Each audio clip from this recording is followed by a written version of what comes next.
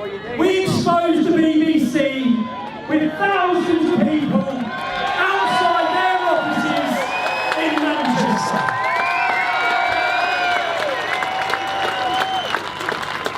The British public do not trust you anymore.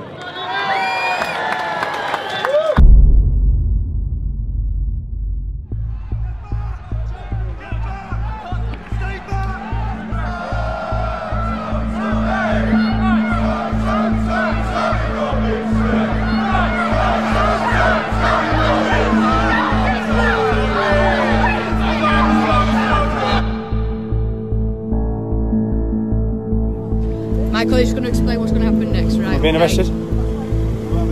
I am being arrested. Causing a breach of peace. I've caused a breach of peace. I'm being arrested. But the content of what you're Can we just say streaming. The content of what I'm streaming, I'm being arrested for breach of the peace. I'm being arrested for breach of the peace. You've all watched this. You've all watched this. You've all watched this. You've all watched this. Can you get me a solicitor? Can you get me a solicitor? Can you just turn off Yes. your live feed? Can you get me a solicitor? Turn off your live feed, please. Yeah? What are you arresting you for, Tommy? Breach of the peace. Apparently I'm inciting on my video. He has actually done nothing wrong. You can sort anything like that. It's for you to go to his video and see he's not. He's even said put it he's straight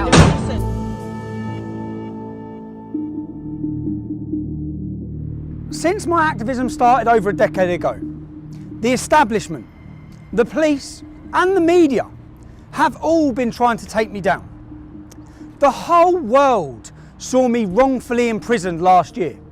2.5 months on solitary confinement. What was the response by the media to that unlawful detention? They justified it. They lied to you. All of them reported that I pled guilty. None of them got the transcripts from the court. None of them reported the truth. We have a corrupt media. When I went to prison and 600,000 people signed a petition for my release, 30,000 people marched here demanding my release. When I come out of prison, I was completely unaware of the lengths that they were going to take me down. My PayPal was removed.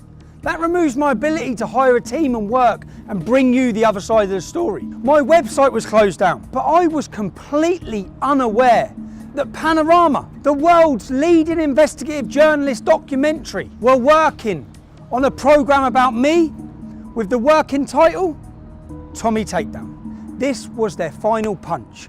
They were about to discredit me to the nation, to you, the public. And I will prove that that documentary is not impartial, that it's scripted, that they invent things, that they lie, that they clip, that they edit. What you will witness in this documentary will prove to you this isn't about Tommy Robinson. This is about all the people that have been lied to, all the people who have been mislabelled, despite all their efforts to silence me. It became very apparent that something far more sinister was going on. With the collusion between the establishment, Panodrama, and a far-left extremist organisation called Hope Not Hate. You're going to hear about the tactics they use to get the narrative they want.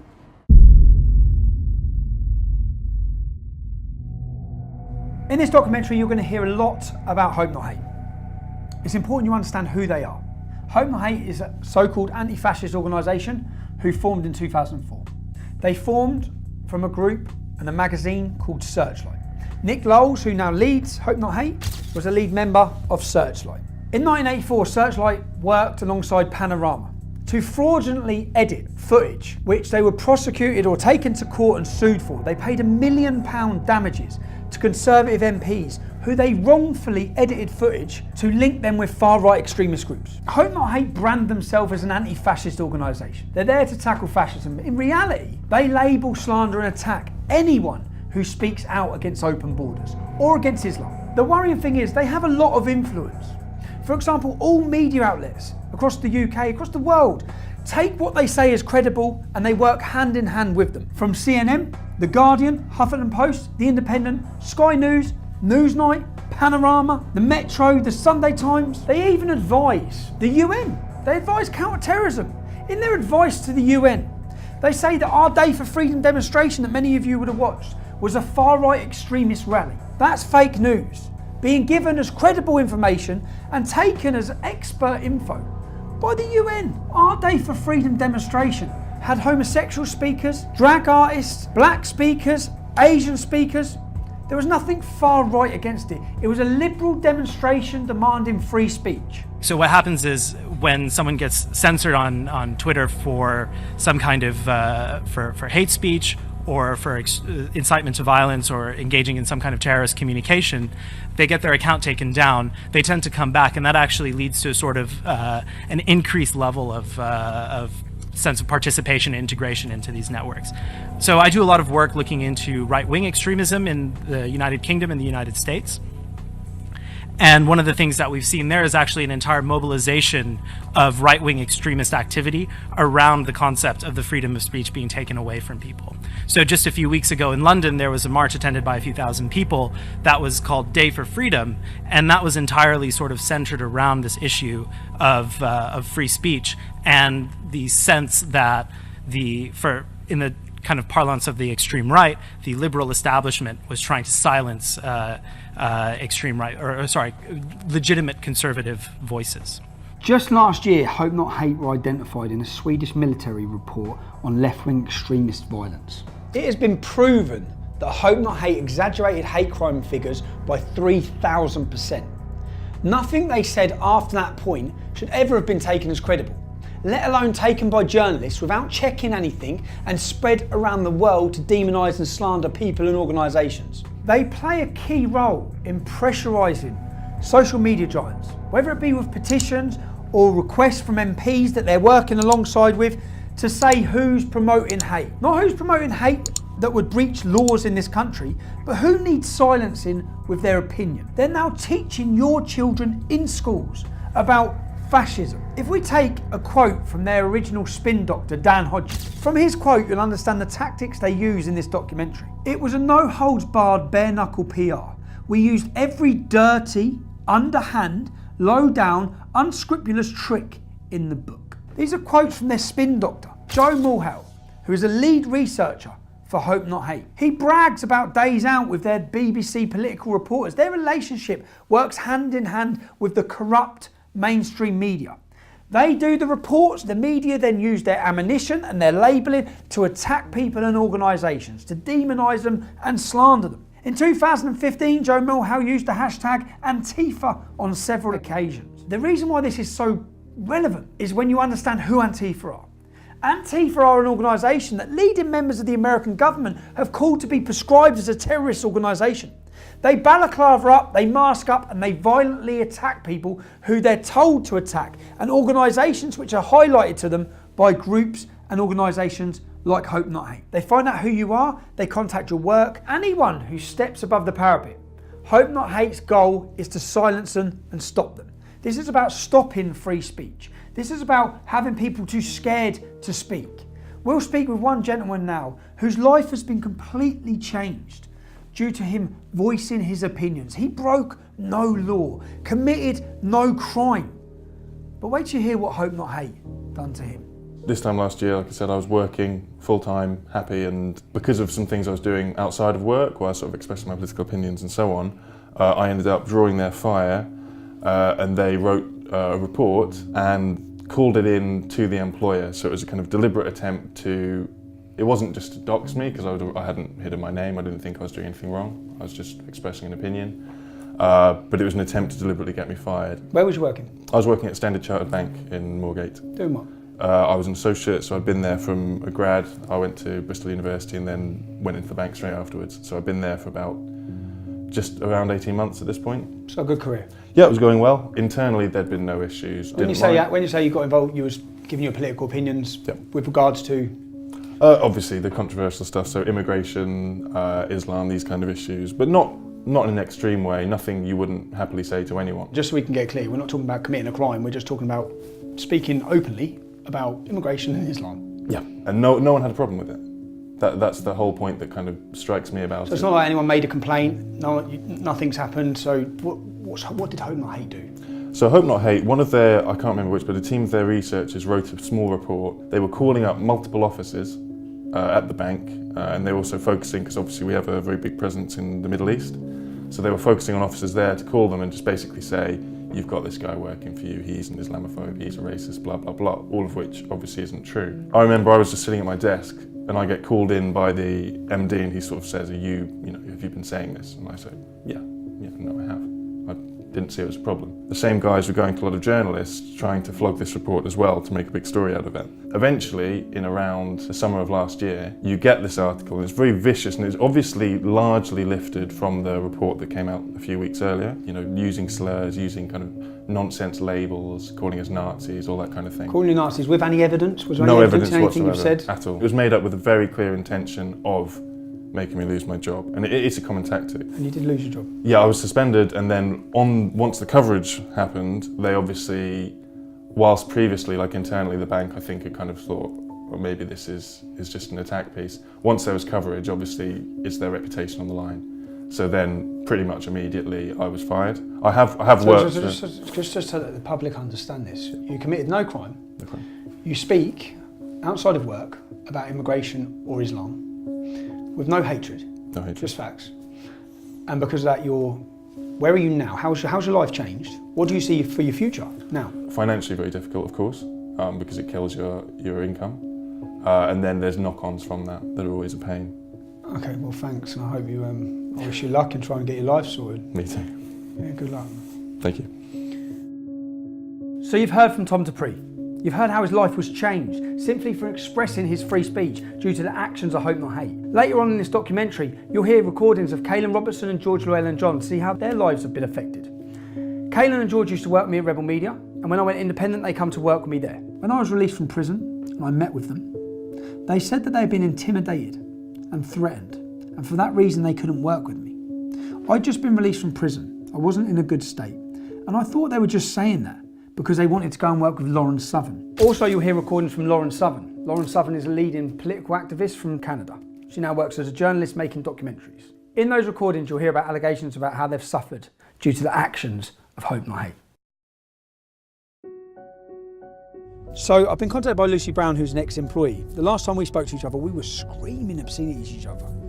Now, she's been contacted by Hope Not Hate and by Panodrama, who are working together on a project against me, work entitled Tommy Takedown. So I'm on the way to see Lucy. I'm actually really concerned and worried about what it is they're up to, because I know everything they've tried to do to take me down hasn't worked. So let's see what's next. Last time I spoke to you, I screamed some obscenities, some terrible things down the phone. So did I. I also have a surprise for you. Go on. I thought I'd commiserate it, so I actually got your No. prison number No, you to haven't. remind myself the happiest day of my life. What? 8208 4CG. Yeah, that's the Oh one. my god. I laughed my head off. Oh my god. Shit, Lucy, you were fucking angry. How have we ended up sitting here? And what are we talking about? Well, I received a very interesting email from one John Sweeney a couple of days ago, who is a big, BBC presenter for Panorama. Yes, apparently he's quite well known. And he's asking if I want to go for first it was a cup of tea, but then it was a pint. And he'll come all the way to Cambridge to see me. And I think he wants some dirt on you. You was approached by Joe Mulhall? Joe Mulhall, yes, Hope Not Hate. So you're approached by Hope Not Hate, who told you, I've seen what they've told you. Yep. They told you that there's a Take Tommy Down. There's a Tommy Takedown. Tommy Takedown? Yes, and they've been taken on as sort of advisors to the BBC to help them with interviews and to get information about you. How easy would it have been for you to... They offered me £5,000 for a front page story about you being a twat. What you could have done, you could have absolutely destroyed me, and my life, and my name, Yep. and my reputation. More so than that prison number did. More so than me going in prison could have done. Because you could have said anything, and they would run. I've arranged to meet John Sweeney tomorrow at 2 p.m. And by the sounds of it, what these people do is they try and be your friend when you're vulnerable, and they ply you with drink, and they try to get you to say something that you wouldn't normally say. I want to show if what Lucy could have done. None of it will be factual, but what Lucy could have done. Now, bearing in mind, I might not have been here. You could have just done this, yeah? Fake text messages, falsify sender numbers of text. So if you wanted to, my phone will be here. Let's change the number there. No, we'll keep that as receipt. Let's put my number, yeah? So you effectively, as a disgruntled employee who fucking got my prison number tattooed on your wrist. Joe Mulhall's just messaged me. Let's take down Tommy. I'm flat broke. I've got no means of income. I hate you. Joe Mulhall's just messaged me saying I can get you some money to do Tommy in. So I can go to fakemytext.co.uk and I can make you text me and then I can show Panorama. My phone's here. I'm at home, right. minding my own business. I've got Joe Mulhall here. Joe Mulhall offering the takedown of Tommy Robinson. Offering me some money, and you have said to me, what? If you have anything to do with this Panama Panorama company, I will fucking bury you. You bitch. No. Hang on, because I'm writing YOU, but you write you. I write you. Sorry. I just need to make it some bad grammar because. Yeah, drop the T's because I don't pronounce my T. I'm going to put WIV instead of with. This panorama, you wouldn't make that a capital letter. No, I put with. I put with. Okay, alright. With this panorama doc. If you have anything to do with Panorama doc, I will fucking bury you, comma. Bury you bitch. Just to prove, I could have nothing to do with this. I'm not. My phone's here. Yeah. So I've not sent you a message. Yeah. So let's wait a minute. And the point is that they're actively searching with a far left organisation. They're actively working with my ex-employees to bring me down. What I want to prove here is how easy it is and how many other things in this documentary have been faked on me. If you had anything to do with this Panorama doc, I will fucking bury you, you bitch. Can you focus on that? So I didn't send that. That's sent from my computer. My phone has not sent you a single message. Now, Panorama are the biggest investigative journalists in the world. Yeah. So I don't see how this can work. If they wanted to do a proper investigative journalist piece, they should look at the crime that I committed. Was it criminal? Did the judge act out of law? Were my human rights abused? One of the biggest cases in this country's history in modern time. Yeah, 600,000 people signed a petition, 30,000 people marching, ambassadors from the American government, every political party in Europe talking about it. The most talked about court case in decades, but they're not bothered about that. This is fake. Yeah. This is going to be falsified. This is not me. And I want to see if this, by a disgruntled ex-employee, could make its way around the world.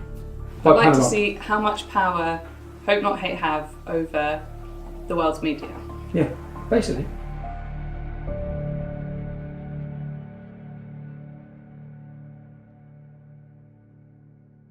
This is the little minute, this will replace your button. Cool. This will go into your button anyway. This is how we'll record, and are you nervous? No. You should be. You should be. And well, let's just wait and see what we get from this. Time will tell, but good luck, and don't do anything I wouldn't do. Thanks, mate. See you later.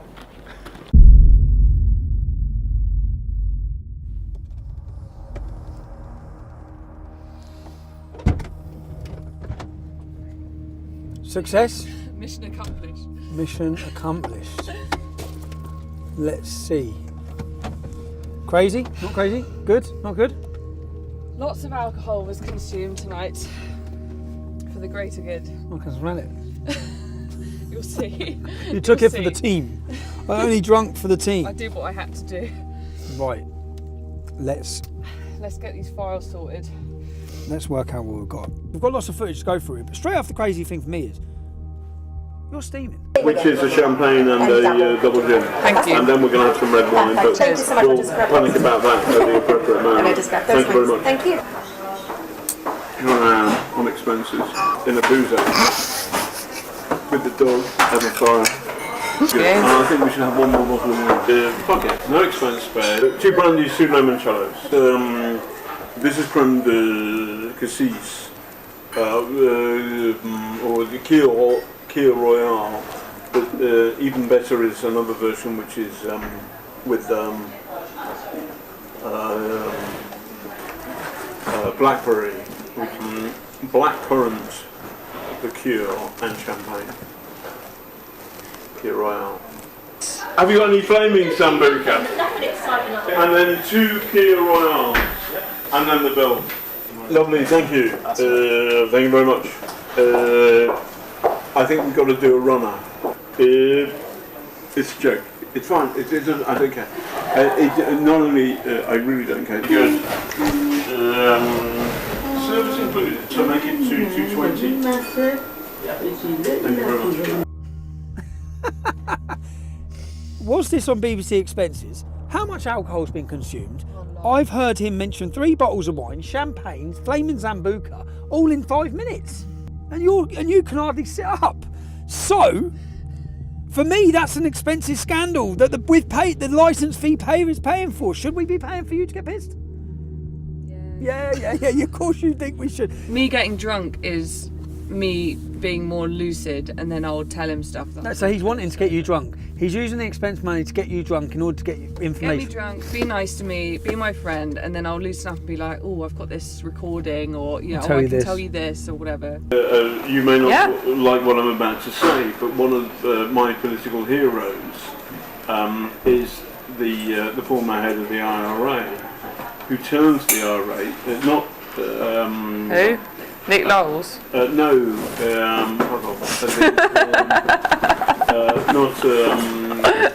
guy got on well with the Queen. So there are 2 of them. I should know that, but... Danny McGuinness, I think his name is. And he got on anyway. He was the chief of staff of the IRA. People say. Hey man, I've heard the Irish are being genocided. And last time I was there, they're okay. Martin McGuinness. His political hero is Martin McGuinness. Martin McGuinness, leader of the IRA. He's responsible for murder, bombs. It's a strange person to have as your political hero. From someone who's trying to paint me as extreme anyway. That is the sole reason I wanted to do this. For me, that is terrifying. How can they get that? How can he say he can do that from that innocent conversation or argument or disagreement, which has got nothing to do with that? So that is the sole reason I wanted that footage, to see exactly what are, and that's terrifying for me to think, what the hell are they about to portray to this country about me? What the hell are they going to say? That's not the first time that's happened. In what sense?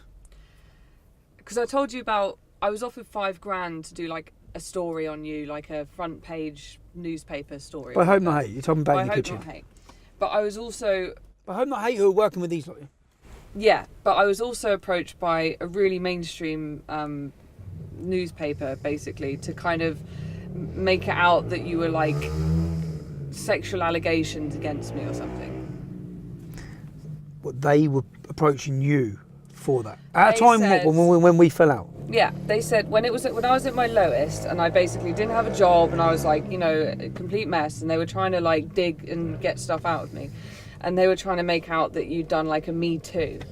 They were trying to make out that you basically like abused me. And then they wanted to put in, they kind of ran with and went back to their editor.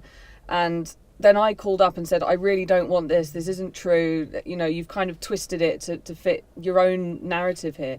And he said, well, I'm sorry, it's too late. I've already sent it to the editors.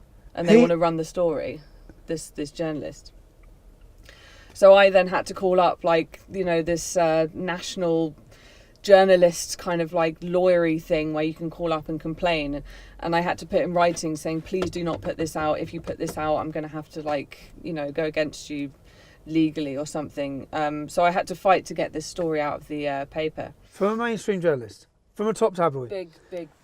In order to portray me as an abuse, essentially. Me as a victim, yeah. But it wasn't true. With no truth in it all. No. And that for my life, do you know the whole purpose in me wanting this, the whole reason why I've wanted to do this is because I've been absolutely terrified of what they're doing. And that one little recording there proves that they will change what I'm doing and saying. This is massive. This is Britain's leading investigative journalist documentary by the BBC that we pay for, creating, editing news in order to destroy my life. Now, John Sweeney's been contacting me for weeks now for a gotcha moment where he can interview me and throw all these accusations from God knows who at me. Well, that gotcha moment is now in my hands, because I'm now going to sit down and I'm going to put these to John Sweeney to see how he justifies any of this. So for 2 weeks now I've been emailing John Sweeney. They've been trying to get me sit down for an interview.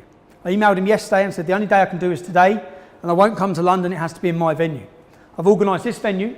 I've told them that I'm having a free speech event later in the evening. So we've prepared this projector with all of our undercover footage to try and find out and ask John, what exactly were you planning? What exactly are you doing? So rather than them grilling me, which is how they're expecting it to be with his executive producers, when they sit down, we will play through each clip. I'm going to go to my children's assembly now. When I come back, it's action. I'm nervous about it. See what happens. You alright? Very well. Just take this off.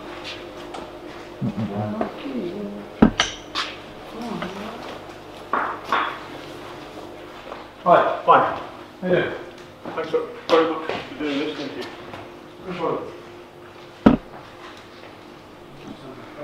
Good, everybody's thumbs up.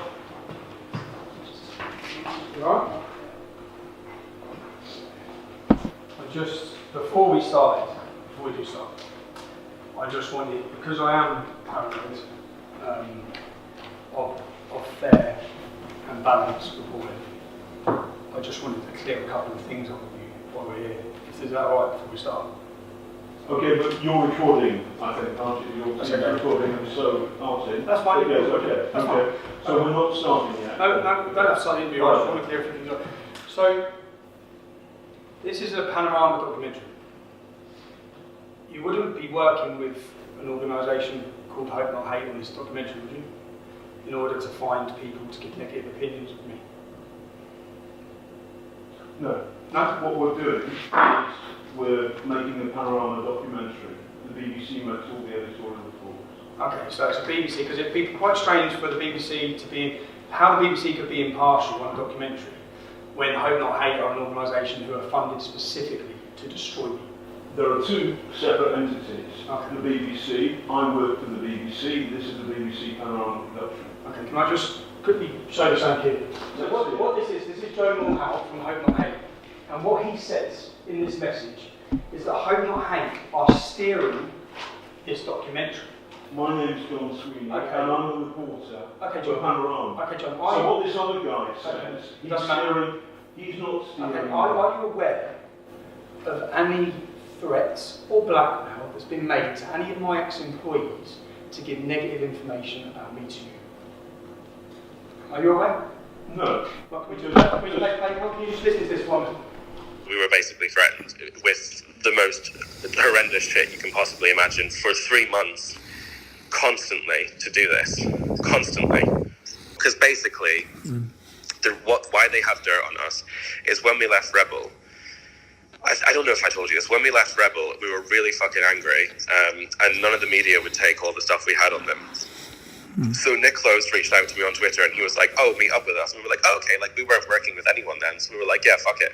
And we met up with them twice and we were like, we can write a book on Rebel Media. We can write a book on how they've scammed people and this and this and this and this and this. And we were like really conniving with them. One of the first things they started threatening us with, this only started 3 months ago. We had no contact with them between 3 months ago and leaving Rebel, nothing. They started messaging us saying, we need to meet you, this is really serious. And then when we met them, they said to George, I wasn't there, we're going to release all of the meetings that you've had with us, threatening Rebel Media and talking shit about right-wing personalities and bitching about them, nothing serious, just saying, oh, they're cunts. And they're going to make you, and we're going to basically expose you. And also, we've got 6 signatures from the top trade unionist organizations in the country saying that they're going to come after you, and the government have opened a new department which we're advising on counter-terrorism, which are going to prosecute you for writing scripts which have incited the Darren Osborne terrorist attack. And it was like, they were basically like, you're going to fucking go to jail and you're going to get exposed for meeting with us if you don't work with us. This is what it all comes down to, this Panorama fucking thing. And Hope Not Hate were there standing next to the BBC producers. When you went for the meeting with Panorama, who from Hope Not Hate was there? Nick, Joe, John Sweeney, and the producer. So like, Hope Not Hate were like fucking terrifying, and they like did, you know, they blackmailed us. They felt like Joe fucking used the whole thing to try and get into Kaylin's pants. This is how bad it really was. When we pulled up in London, this was the day I dropped off the suitcase to you, right? That I went straight off from there, I can't remember where it was, to go and do this interview with them. They hired out this big car park warehouse thing. They had a little chair in the middle of it. I walked into this room, sat down. It was a cameraman, it was the head producer, it was Nick, and it was Joe. And then I started getting really nervous because she was saying, how much money, name numbers, name figures. And I was like, well, it was enough to pay for us to make videos, and all the money was spent on kit. And I was just saying vague shit. And then Joe said, can we stop the interview, please? And then I was like, okay. And then Nick went, can you come with us, Kaylin? And then Nick and Joe took me to the other side of the warehouse and said, Kaylin, you really need to give them more information than this. You really need to open up a little bit more, because this is really not useful to them. They're probably not even going to use this. You need to go into specifics. You need to go into numbers. You need to at least show them something. Were they threatening you at you? Breather, have a cigarette, and we'll come back to it. Were they threatening you then? Okay. I had a cigarette, and I went back and I sat down, and I still couldn't really do it. And it was really bad. Like, I was like shaking the whole time. That's when we told Panorama that we didn't feel that it was safe, that it was not okay, and that we were basically threatened. Bit of a strange one here, yeah? It's been a minute. I know, sorry man, I know it's 4 o'clock in the morning here, but I've just got off the phone to Kaylin for an hour, yeah? How much have they told you about Hope Not Hate? Not much. Why? You're aware they've been meeting with them regularly? I've met Joe too before. Yeah, I know that Kaylin and George have met with them before. Continually met with them? When you was doing your Borderless documentary, Hope Not Hate flew out to Italy to meet them? I don't know what they were talking about, but for the most part, like, I think they're just afraid of them. From what I've been told, it's like they're like, oh, they're kind of blackmailing us, like, hang out with us, or else we're going to get you guys arrested or whatever. So they've just met with them. So hold on a second. I work for Panorama. Were Hope Not Hate present in that interview? Were Hope Not Hate present in an interview with Kaylin Robertson? I work for Panorama, and we are doing a film about you. Are you aware of blackmail? Are you aware of Joe? Look at me. Yes. I'm a reporter, and I'm asking you a question. Okay. Right. I get the point. Are you aware? Are you aware? I don't Let me ask you one question about that. Okay. Then we can start. Are you aware of indecent images sent by someone from Hope Not Hate to Kaylin Robertson? I'm aware of the allegation. You are aware. I'm aware of an allegation, and I do not think it credible or serious. If I'm wrong, you can put that information out there. If somebody has been blackmailed, threatened, intimidated by an organisation that is steering your documentary. It's not serious. Okay, can we hear the next one? Play the next bit.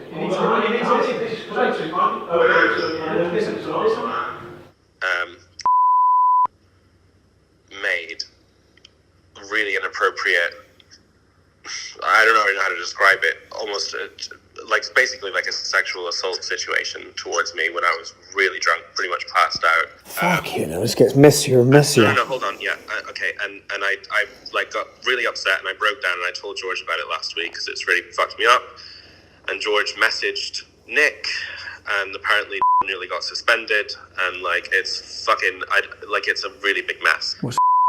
I'll come to Milan to see you. Who'd he come with? Nick. He come with Nick, so Nick was with him. Yeah. And what did he do when you was drunk? Nick wasn't there at that moment. Nick had gone home. So we were filming with Laura, and then they said, you've got to meet us. So we flew to Spain via Milan, met them in Milan, literally just had a coffee with them, where they basically just carried on threatening us, and said, you've got to do Sky and all one mainstream media thing. And then I went back to London to drop something off and to go then to Spain.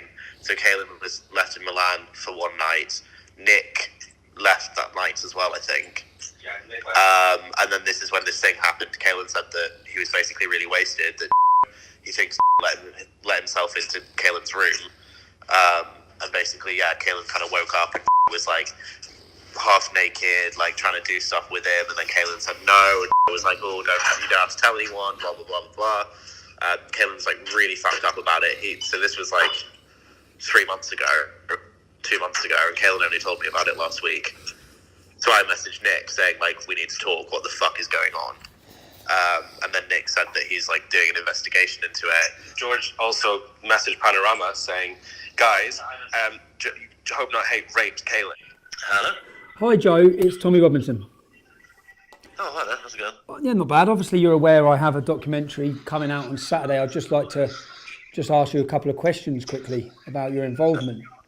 Bear with me, I'm not going to be able to do it over the phone, I'm afraid. I'm not going to I'd have to speak to colleagues before I can do anything, I'm afraid. So you can't just answer why you were you present during an interview with Kaelin Robertson and Panorama?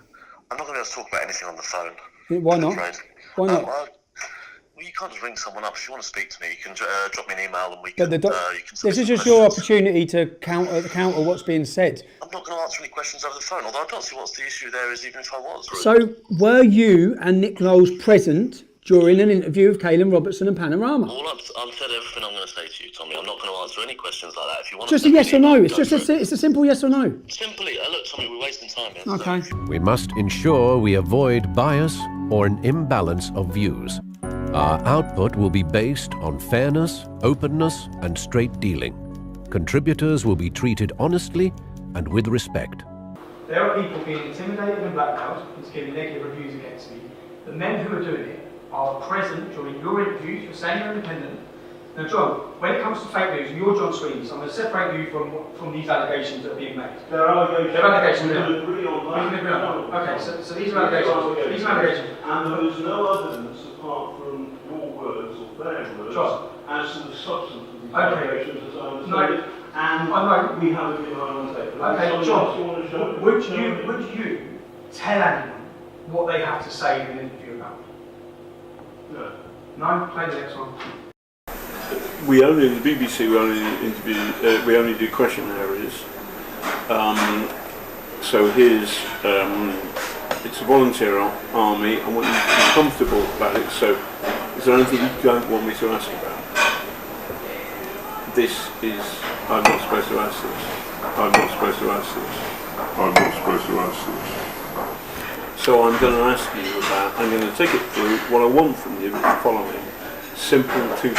One, people like us, the BBC, the establishment, have not listened to what Tommy's been saying, and that's bad. Yes. And so the extent to which the entire conversation about Islamism, extremism, about what that means for ordinary Brits up and down the country, closing that down, shutting it off as racist full stop is wrong, and that's bad, and that goes in the can, and you say that, and that will appear in the show. The second thing is, but there's something, my own personal experience, it was difficult, because I was a good trooper, and then suddenly I was friends with the dogs. As a human being, he's funny and charismatic, and can be great company, and he's not your he's not a Nazi. Number three, partly because of the pressure, partly because of the chaos, you fall out. It's horrible because he turns on them on.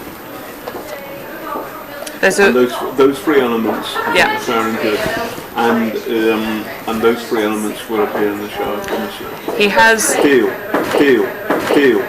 We'll have a proper ding-dong. Okay. Because there's a lot of people and the good stuff, your stuff, goes in. So there you are, So John. I don't have to put on the record. John? I don't have a problem with that. Because I'm not, no. I'm saying I'm putting, after a long conversation, I've got the whole conversation, John. which you haven't No, done. I've got you 6 times telling that individual what they must say. Now let's go to the next one. Gilligan wanted to make it sexualised, and he wanted it to make it out like you basically like Harry Weinsteined me. Oh my God, man. Because you're like a position of power, And you're a you know, vulnerable and like woman. all this shit. And I was like, yeah, So when I'm being told, this isn't about you, John, but when I'm being told that journalists are approaching people. I'm not sorry, I don't understand the context. I'll tell you the context. Okay. This specifically is not about you. Oh, they do. But, So it's okay, all about but it. when I When felt sick, okay, you're because, sick at what? because I found out that journalists were offering money to try and get a young girl to do a Harvey Weinstein story against me. Now, you're Panorama, you're John Sweeney. So let me play the next clip to you. I call him like a silly little man and stuff. I'm just shouting at him. Yeah, but Oh, we love that. it was quite bad. Could we have that? I'll drop you in it. I'll have to think. It will drop me in it. Everything will drop me in it. Not necessarily. It was really bad. We had this great big argument in Woburn High Street. Yeah, maybe. I suppose that I did give to the lawyers, and they said, well, actually, this for the case doesn't really work because you're just having a dispute. Doesn't really whatever. But I thought I'd record it just in case. Maybe I'll do that. That's It's only audio. It's only audio. that's fine. How angry does it get? He gets really angry and then he runs away and gets in the car and drives off. And I shout after the car. It's really bad. We can clip that bit. We can clip that bit. We can clip that bit. My view about that is that I think doing a kind of gender, a kind of sexual thing against Tommy Robinson is. The person I was talking to there was worried about whether she would be identified. Now clearly that tape is now in your hands, so it would seem that she's working. John, you said you was clip footage to make. No, You said you I was. didn't say. Do you have any idea what implications? You tried to turn a normal argument into a sexual matter. No. Yes, you did. Yes, you did. You want to take through it. Do you understand the implications? I've got 3 young children. Do you think before you destroy a man's life? Because this is what you were planning on doing. No, I've got the evidence. you misunderstand me. I misunderstand. So what I was trying to do was to say to that source that if necessary we would change her gender to turn her, for example, into a man. I've done that on regular occasions where I have covered difficult So you're not realising I've got all of this text? I'm You're hanging yourself. You're hanging yourself. So John says I'm misrepresenting him, and in fact he was telling her he could change her gender so she could not be identified. Let's just hear that clip again. I think doing a kind of gender, a kind of sexual thing against Tommy Robinson is. We can do a kind of gender, a sexual thing against Tommy Robinson. Nice try, John. We should not present invented material as facts or knowingly do anything to mislead our audiences. I've done 10 years worth of demonstrations. I've had cameras on me absolutely everywhere. And what they've been trying to expose and find is possibly that I'm a racist or I'm a homophobe or something like that. Yeah? I had you undercover for one boozy lunch, and you were repeatedly racist. To do a cab too. I pre-booked because the dog makes it more difficult. All right. You know why, don't you? Wine. Because. Oh, why? Yeah, there's loads of Asian cab drivers don't like taking dogs. You, how dare you? How dare you? Where's my phone? Say that on camera, right? No. Racist. It's true. It's true. So this is the first one. So there you are generalising. So there you are generalising. And I regret those words said, but the context is simple. That I had a real-world experience like that. There's a court case in today's papers where an Asian taxi driver has lost his license. He was refused to carry a blind dog. You're doing exactly what your channel does over grooming. You're blaming an entire continent when, let's face it, it's Islam that believes dogs are unclean, so it's Muslim taxi drivers that don't like dogs. But you have stereotyped the entire continent. Then that wasn't enough for you, John. You wanted to then have a go at the Greeks. And it always goes down well. Yeah. Is Jessica Rederer, which is thank you in Turkish. When you're pissed, you want to piss off a Greek, you start speaking Turkish. Oh, really? And they know, and they don't. Anyway, never mind. They don't like it, but it's quite funny. Tommy, that's pathetic. That's a joke. You find it funny joking about the invasion of a country where women were pillaged and raped and murdered. Okay, you find that funny? No, John. So I have many Turkish and Greek friends. Well, you'll upset the entire Greek community because you find it funny to speak in Turkish to them because you find that funny. None of this is fun. None of this is fun. None of this is fun. Play your next one. Okay, play the next one. I have a little more in common. I have more in common with Tommy than most reporters. Yeah. I scumbag Irish background. A scumbag Irish background. So my family are a scumbag Irish background because they're poor and from Ireland. I'm talking about myself. No, you said you have more in common with me. Okay. A scumbag Irish background. Which it's a joke. That's a joke. So wait a second. Yes. It's a joke. So I'm very proud of my Irish heritage. My great granddad, who's a scumbag to you, John? No, who's a scumbag I'm very proud of my Irish heritage. Yeah.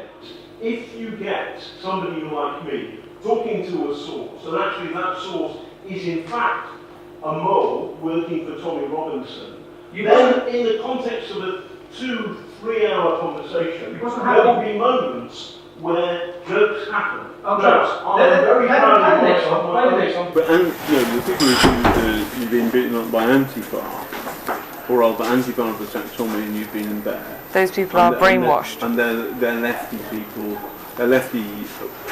Self-hating whites. I'd like to call them a honky.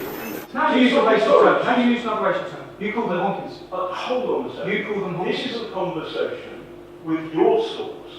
In what I'm trying to do is you're trying to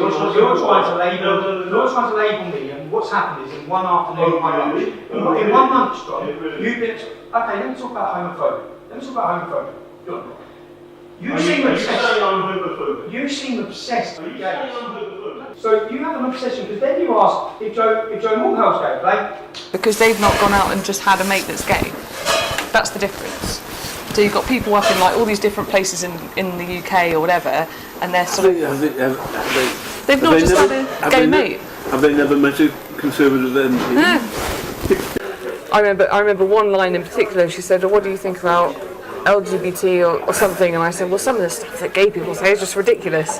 And that's me being the way. Okay, by the way, there's nothing wrong with it. You said something worse, I guess. Probably. That's the way that I would speak to Kaylin. Ridiculous. You know, yes. That's the way that I would speak to Kaylin in a bar. You know, I think like they're ridiculous. They should be shot.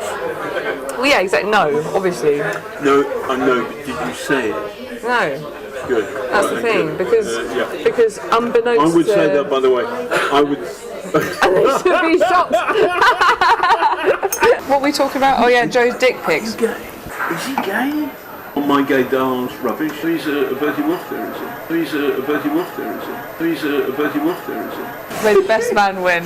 Yeah. Well, that's a bit weird. Gin doble. I'm not a jerk. He's a woofer. Woofer, Cockney by me stands for puffer.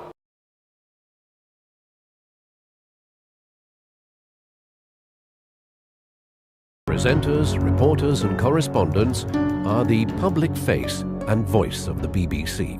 Puffer is when you ask, you're able to explain. That is the most derogatory term you could use possible for a homosexual person. Oh, come on. John. My oldest friend at university is gay. Is it okay to use the Is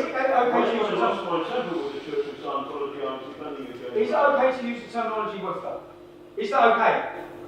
It's not great. Is it okay, John? No, it's not. It's one of the most derogatory terms. No, it's not derogatory, but the idea that I'm homophobic is not true. Let's get down to the reason. Let's get down to the reason that you and all of the media, you're trying to destroy me with a fabricated. We're trying to give you. You're blackmailing people. Okay. You're lying. You're telling. Listen, John.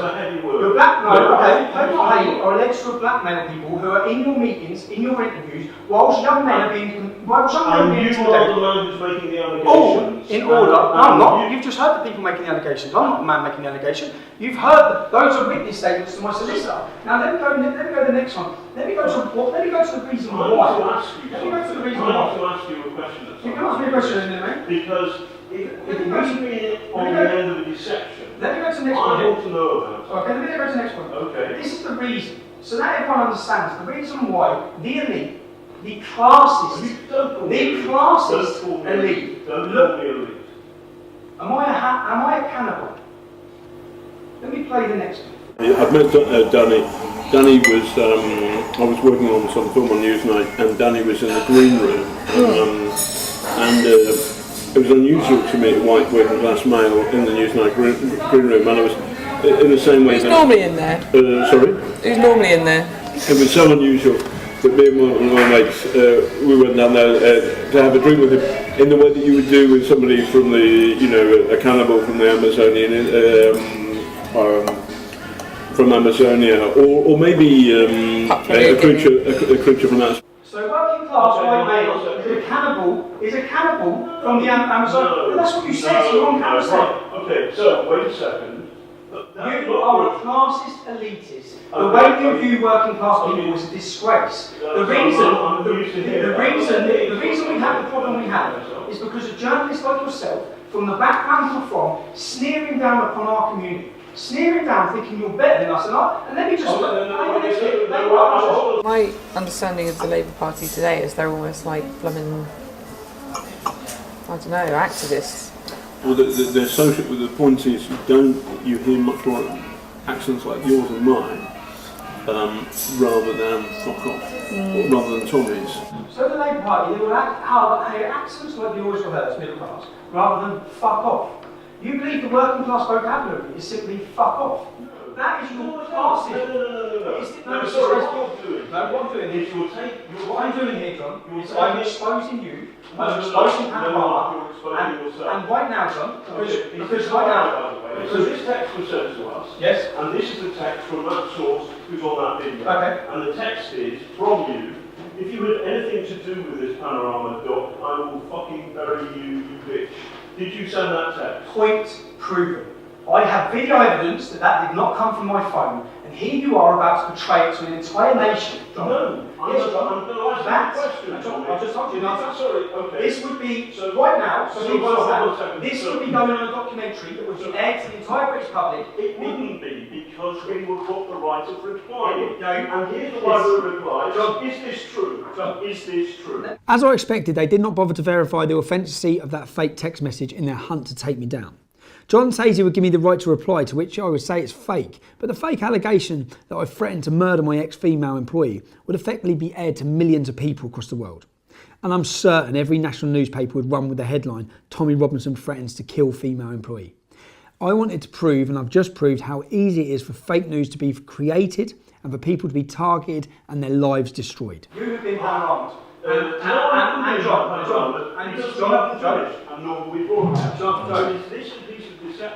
My solicitor is currying a court injunction against you. Okay. Oh, fantastic. Against you. So is this a lie? This is fake news exposed. Very good. Okay. Is this a John, lie, John, I suggest you get home. Yes. Is this a lie? I never sent that message from this phone. This is my phone. Oh, you didn't send it from that phone? It wasn't sent from the phone. I didn't send it. Hold on. It wasn't sent from the phone. I didn't send it. Is this a lie? You'll be able to catch it all in my documentary. You'll be able to catch it all in my documentary. No, we haven't finished our documentary. No, we have finished. In fact, John, you've finished your career. You've finished your career. You think so? I know something. I know something. Homophobia, racism. I'm not a homophobe. You are. And I'm not a racist. You are. And I'm not. Okay. What you would is a lie. What the establishment. And what this is, mate, this is a skit show. What the establishment was about to do to me, they were going to destroy my name, sexualised comments. I'm not a member of the establishment. Yes, you are. I'm You're going to do working. none of these things. Are you working the Hope Not Hate on this documentary? No. Have they been present in interviews? We have had some input from some Have they been present in interviews? including your spies. Have they been present in interviews? Not John, not, you are fake news. You're fake news. No, and you've no, been no, proven. no, no. You've been creating. This is a lie, Tommy. You've been proving. You told us this a lie. Is a lie. And You're on you, camera, sir, bro. are the source of the lie. The idea that I'm homophobic, that's not John. true. This John. man has lied to us Who's John? through people. John, are you John? So, hold on. You're John. John, I suggest you prepare yourself, because Okay. once this goes live, which it's going to, outside your offices on the 23rd of February, I've got all the evidence of you creating stories, telling sources and people what hold on to a say. second. Outside It's your all offices, because this is what you do all It's the time. all Tommy. evidence, John. What you do You know, no is point you talking, threaten people. It's all evidence. You always threaten people. And the hate You're you lying. were brought up John, on don't talk about hate when No, you're no, calling no, no. people woofers. You intend. Listen, I'm sorry I called somebody Oh, you a are. woofer. Oh, you are sorry. It's- What about? it's the wrong Are you sorry to the language. Greeks? Are you sorry to the Irish community? Are you sorry? You insulted a Greek woman by speaking Turkish to her. You said you found it funny. I did no It's such on camera, thing. John. It's on camera, John. No, but what You said you would saying is sexualise. that- You said you would sexualise my comments that were innocent. No. Yes, you did. No, You're I on didn't. camera, No, John. I didn't. John, No. the world's going to Anyway, watch this, bro. this is a lie. Good luck with your injunction. Good luck, my injunction. We haven't finished on Panorama. No. And stop threatening people. You You finished, shouldn't bro. threaten Julia Ebner. You think I'm finished? I've got another thing coming, and I can give you that for free. Can you? Okay. Good. Go and find a lawyer. I've already been with a lawyer, John. Okay? Right, I hope they're I've good. already been with a I lawyer. hope they're I've good. already dissected every one of your comments. No, you haven't. Yes, I have, What John. you've done is read the worst possible thing on it. I can defend every can't second defend a of single it. word of it. Yes, I can. And on that note, and I will. You, and on you that are note, all I'm saying the to establishment. you You work for the establishment. is, none of these people are the No, establishment. you are. but- You're working. No, I'm you're not. working with Hope Not Hate. No, I'm who are not. working with the government, and you are all going against me I'm because I not speak out working against with you. the British This government. is a campaign. I understand some of the anxieties that you have. I get that. And, John, why would you be creating one? Why would you tell someone what to say about me? Why would you I tell them? didn't do that, and you're mischaracterising me. You didn't do that. Everyone's No. going to watch this. No, I know Everyone's gonna watch everybody's this. going to watch it, and Yeah. it'll be good fun. But more people will watch Good our fun. Panorama. You find telling. No, please, No, please, no, please. no, no, This no. is my No, life, no. John. It's my life. It's my life too. It's my life too, You Tommy. find it fun. And I You can- find it right. fun to tell someone that an innocent comment is sexualised. Do you know what that would do to my family? okay. Do you know what it would do to my Hold children? on. Do you know what you're doing? Okay. Do you know what you're doing to my family? You have no idea what you're doing to my family. If you'd have got away with what you were trying to do to me, you'd have ruined me. No, You'd have broke my hold on, marriage. hold on a second. You'd have broke my marriage. What you've done is Hold this. on. There's only No, one stop journalist this in this room, John, and it's not you. Okay? Oh, really? Okay. That's it. Okay. You're a disgrace. And in fact, anyone who's been taken down by Panorama, anyone has to challenge now, because there is no integrity in any of the work you've done. You are a liar, you're a fraud, you're a racist, you're a homophobe, all in one interview. This is a lie. Excuse me, Mr. Morris, we're the two executive producers on the program. Okay, well you're in trouble as well. You're all in trouble. You're all in trouble. We invited you for an interview today. You haven't given us an interview. No, I haven't. I've exposed you, okay? You were trying to destroy my life. You have been contacting people. Why were Hope Not Hate present? Why were the leaders of a far-left George Soros-funded organisation, why were they present during the interview of a person which you were goaded in to give bad information about me? Why were they present? Tell me. If this is a Panorama documentary, why were Hope Not Hate present? This is an ongoing documentary. This is an establishment attack on me, and you're part of it. And you've been exposed to the world tonight.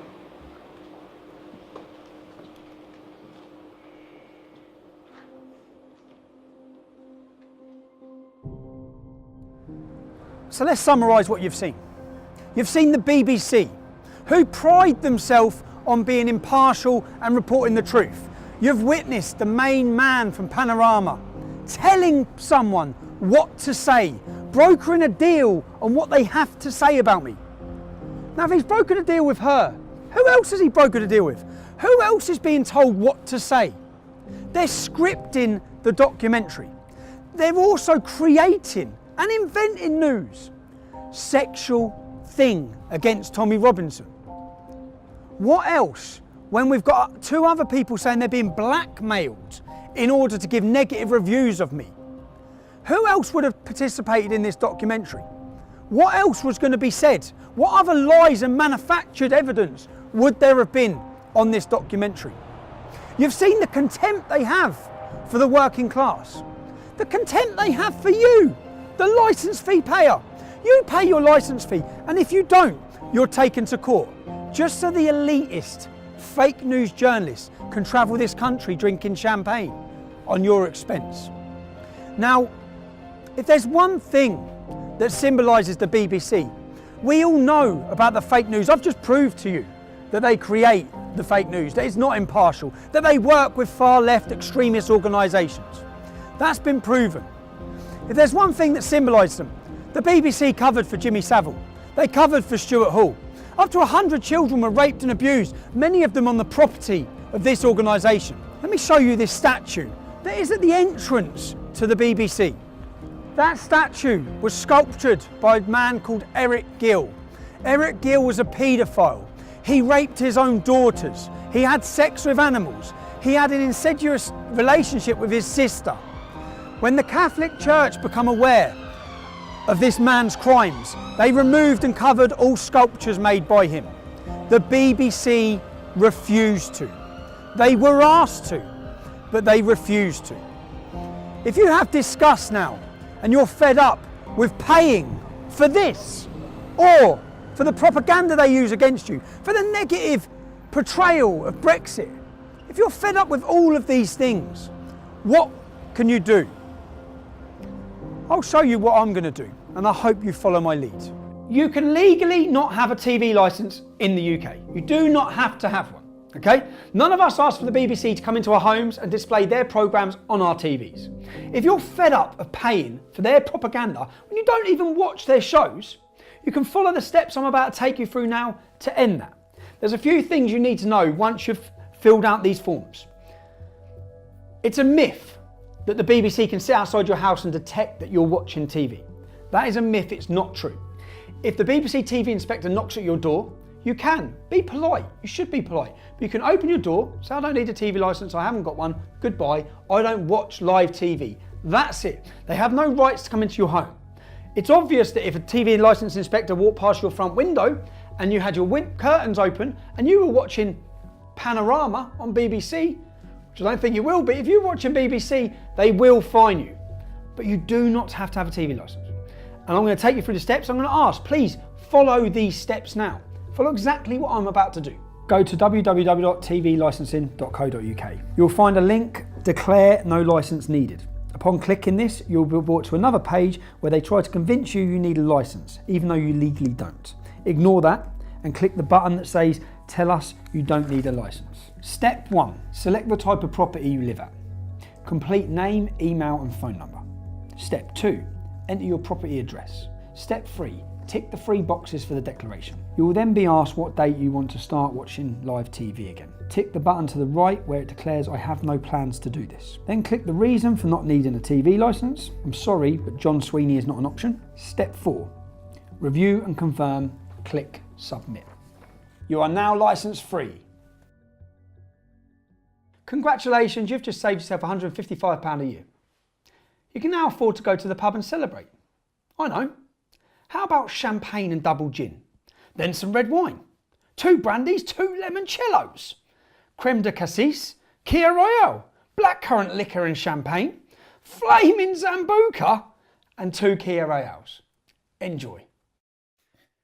So, if you're fed up with the BBC, then sign our petition at www.endthestealthtax.com.